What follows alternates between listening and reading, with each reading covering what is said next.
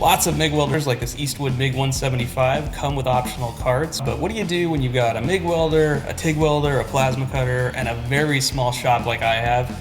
You build your own cart. So today, I'm going to test out the Eastwood MIG 175 while building myself a new welding cart. The MIG 175 comes with almost everything you need to weld.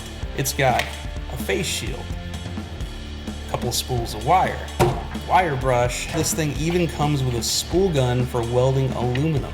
And this deal is usually extra when you buy a MIG welder. Runs off 220 volt power. It's got a 30% duty cycle, so in a 10-minute window, I can weld about 3 minutes and then let it cool for 7. My cart design is pretty damn simple. It's just 3/4 by 1.5 inch rectangular tubing, 4 casters, a bunch of sheet metal. We're not even close to maxing out the machine. It's capable of welding at 175 amps. We're probably only going to use about 80 amps to weld this together. The setup is pretty straightforward. In fact, the chart here will make sure you don't screw it up, even if you have to change the polarity for Flux-Core or solid core wire.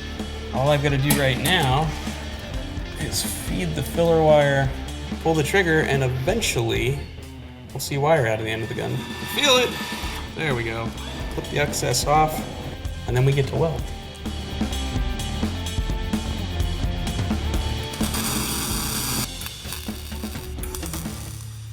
Well, here it is. Our custom welding cart is done.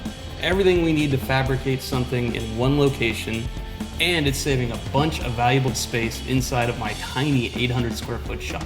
If you want any more information about these or any of the other awesome tools that Eastwood builds, visit eastwood.com.